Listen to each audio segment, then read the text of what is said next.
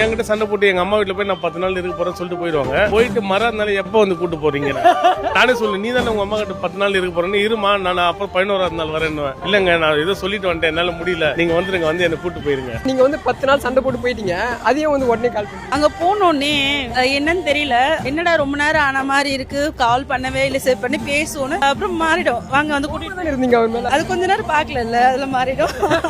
இப்ப கூட பாரு, எங்க அம்மா வீட்டுக்கு போலான்னு சொல்லுவாங்க, ஆனா எனக்கு அனுப்ப மனசு இல்லை. என்னதான் சண்டை போட்டுட்டு போகணும், ஆனா முடியாது. அவங்க போயிட்டாங்கன்னா ஒரு ஈவினிங்கே போய் கூட்டு வந்துடும். மனைவி இல்லாமலாம் இருக்க முடியாது. எதுவா இருந்தாலும் இவங்க தான். அவங்க பேர் விமலா விமலா விமலா, அந்த பேர் கூப்பிட்டுக்கிட்டே இருப்போம். அவங்க அந்த பேர் இல்லைன்னா முடிஞ்சு போச்சிருக்கு. அவங்களை சும்மாவே நான் சீட்டி சண்டை எடுத்துட்டே இருப்பேன். ஏன்னா அவங்க பேச வச்சு பாக்குறது அது ஒரு சந்தோஷம். அது அவங்க நம்மளுக்கு கத்துவாங்கன்னு தெரியும். இருந்தாலும் ஒரு ரேடியோ இல்லாம நம்மளால இருக்க முடியாது, டிவி இல்லாம இருக்க முடியாது, மாதிரி இவங்க இல்லாத என்னால இருக்க முடியாது. அதனால சும்மாவே போகும்போது அவங்களை ஏதாச்சும் ஒரு கிள்ளி விட்டு போயிட்டே இருக்கு.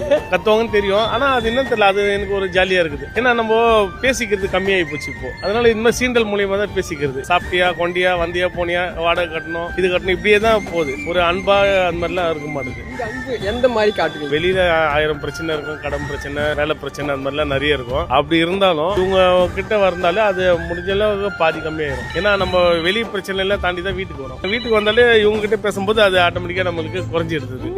ஆமா, பெரிய பிரச்சனையே ஆகுதுன்னு.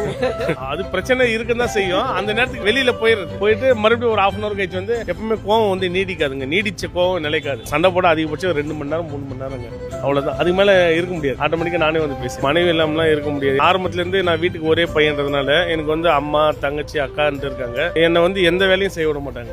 பையன்ட்டு சாப்பிட்டாலும் அப்படியே வச்சிருவேன். எல்லாத்தையும் எல்லாமே அவங்க தான் பார்ப்பாங்க. இது வரைக்கும் நான் எந்த வேலையும், ஆனா வெளியில போனா எல்லா வேலையும் செய்வேன், வீட்டுல ஒரு வேலை செய்ய மாட்டேன். ஏன்னா பையன்றது இப்போ இவங்க வீட்டுக்கு வந்ததுல இவங்களும் அதே தான் பாக்குறாங்க. எதுவா இருந்தாலும் இவங்க தான். அவங்க பேர் விமலா விமலா விமலா, அந்த பேர் கூப்பிட்டுக்கிட்டே இருப்பா, அவ்வளவுதான், முடிஞ்சு போச்சு. அவங்க அந்த பேர் இல்லைன்னா முடிஞ்சு போச்சு இருக்கு. அவங்க இல்லைனாலும் அந்த வீடு வெறிச்சு. இப்போ கூட பாரு, எங்க அம்மா வீட்டுக்கு போலான்னு சொல்லுவாங்க, ஆனா எனக்கு அனுப்ப மனசு இல்லை. என்னதான் சண்டை போட்டுட்டு போகணும், ஆனா முடியாது. அவங்க போயிட்டாங்கன்னா ஒரு ஈவினிங்கே போய் கூட்டு வந்துடும். அவங்களும் அதே மாதிரி எல்லாம் என்கிட்ட சண்டை போட்டு எங்க அம்மா வீட்டுல போய் நான் 10 நாள் இருக்க போறேன்னு சொல்லிட்டு போயிடுவாங்க. போயிட்டு மறுநாள் எப்ப வந்து கூட்டு போறீங்க?